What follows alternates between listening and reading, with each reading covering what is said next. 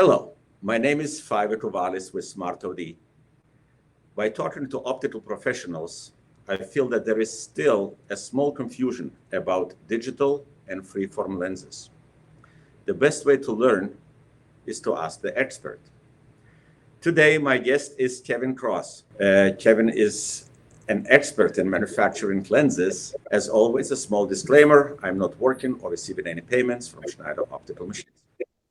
Hello, Kevin. How are you? Excellent, Dr. Kovalis. How are you? Good. As I see, you're still working from home? I am back on the road a little bit, which is nice, but today is a home office day. Yeah, this is great. So let's talk a little bit about lenses. You're an expert in manufacturing lenses, so who could know better than you? And the first question is, what is the difference between digital and free-form progressive lenses? Yeah, that's a great question, Doc. It's common too. I get that a lot as I'm out seeing labs or meeting with different people. I think there's a lot of confusion around this point. So I'm going to try to answer it pretty basically. So people like to use these terms interchangeably, and they're not. Digital is different than freeform. So a digital lens, regardless of the type of lens that it is, whether it's a single vision or a flat top or even a semi-finished progressive, if it's surfaced digitally, and by that I mean put on a digital generator and then polished on a digital polisher, then that can be a digital lens. The difference between digital and freeform is a freeform lens is typically starting out as a single vision lens, and then it is given a lens design. Now, this is kind of where it gets a little complicated.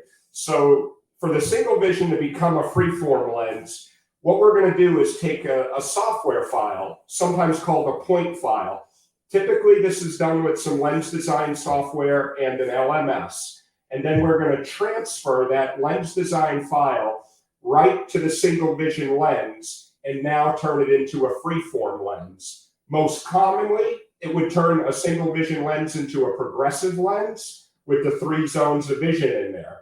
But there are a lot of lens designs out there that could be a single vision with a high wrap or other types of designs. But in order for a lens to be freeform, it has to have a transferred lens design file that is put on the lens with a digital generator. And then that would make it a freeform lens. I hope that was clear as mud for you. So I'm receiving a lot of phone calls from customers, a little bit confused about digital and freeform. Now, what is the exact difference, digital and freeform? So digital just refers to the process in which the lens was fabricated. If you use digital equipment, which is the most popular equipment today, not much traditional equipment is being manufactured anymore. So if you take any lens you have in inventory, like I said, whether it's a single vision or a flat top or a semi-finished progressive, and you manufacture the lens on a digital surfacing line. So, Kevin, is it so that if I'm taking a lens and I'm putting it into a generator, it becomes automatically a digital lens, right?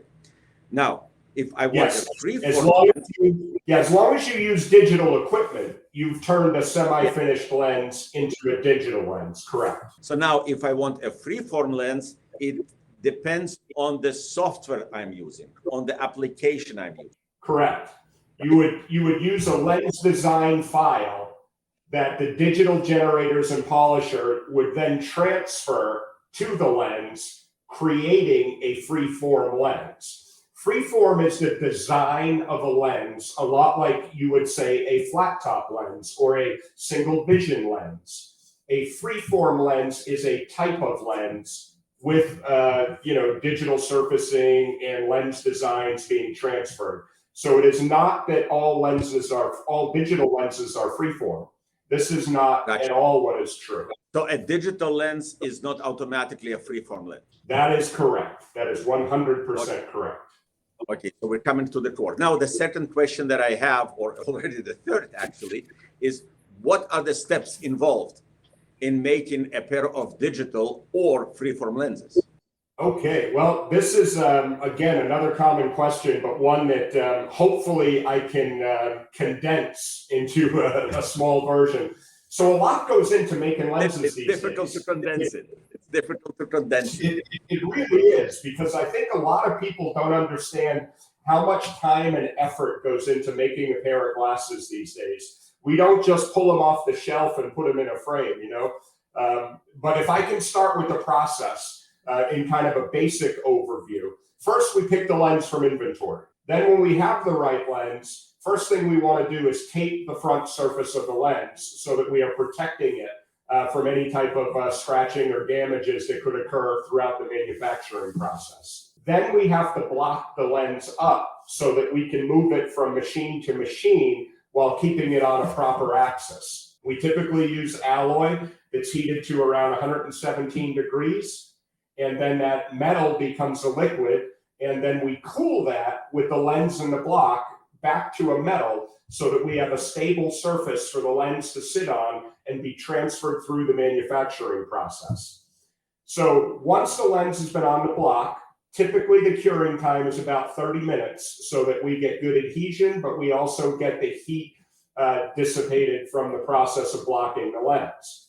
Then it becomes ready for the generator. And this is where the actual optics are cut into the lens. So this is where we take the frame measurements, the optics, the patient's measurements, combine that into what's really a mathematical algorithm, and then we transfer that information to the lens using the generator. Once that step's completed, what typically we like to do is have the lens now laser engraved, so that the opticians and the dispensing professionals out there now have the markings they need for proper alignment. Once that step's completed, then we're going to be able to polish the lens. And when that step is done, we have to de-block and de-tape the lens and prepare it for some inspection. Once it passes inspection for power, prism, axis, and cosmetics, it's ready to either go to hard coating or AR coating, or to be edged and inserted into the frame, depending on the type of lens, prescription, and treatments that were required. All in all, depending on lens treatments and coatings and all the steps, it can take anywhere from 1 hour to 4 to 6 hours to properly produce a pair of lenses. A nice lens, yes. Well, yes, of course. How accurate are today's surfacing machines? Yeah, that's a great question, because in the old days, we had to develop tolerances and standards so that we could get lenses that were actually, you know, within a certain tolerance that the patient could see out of greatly and enjoy. Today, because we're using much more advanced technology, and because we're using basically what are CNC machines to produce lenses, the tolerances that we can achieve, and I can speak specifically for Schneider machines, though most digital machines out there are close, the tolerances can range, and these can be kind of set by the labs too, anywhere from 1/100th of a diopter to 1,000th of a diopter. Now, we know the human eye can't really see the difference between 1/100th of a diopter and 1,000th of a diopter. But what that allows for is a much tighter tolerance window as we're going through the manufacturing process. So today's machines are accurate by probably a factor of 100 over machines from 20, 25 years ago. I know it because actually we had even to buy new lensometers to be able to measure those lenses, because with a regular old type lensometer, you cannot achieve the exact accurate reading, because the reading is one diopter is usually divided in four steps, like at quarters. In 4 quarters, it's plano 0.25, half a dioptry, 0.75, and 1 diopter. So 4 sections. A digital lens, and I see it every day. What we're using is 1 diopter divided in 100 diopters. So it is very, very That's correct. accurate, very accurate. Well, And today with freeform technology, if I can add one point, we're using a lot more customized lens production in that no longer is every prescription fit as, verified in a lensometer, but we're actually, doctors like yourself and other professionals are using as worn technology. So when you're actually calculating a lot of the measurements for a patient, we're taking panoscopic tilt, vertex distance, other measurements that allow us to actually tighten the tolerance in the prescription to tenths of a diopter, if not even smaller, so that the patient gets the best possible prescription for their needs. Well, obviously, the technology changed a lot since I started in this business. I'm second generation in the business. We have already in our family third generation in this business, and the technology is advanced tremendously. So, Kevin, thank you very much for answering my questions.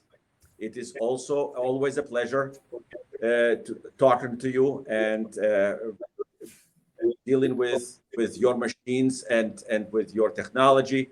The technology changed a lot to our advantage. Thank you very much. And if somebody has questions, you know my number. You can always call me, and I will answer or try to answer any of your questions. Thank you very much, and have a wonderful day. Thank you, Dr. Cavalis. Real pleasure to be with you today. I hope to see you soon. And if there are any other questions, don't hesitate. Let me know. I'm glad to do this again. With a big pleasure. Thank you. Thank you, Kevin. Thank you.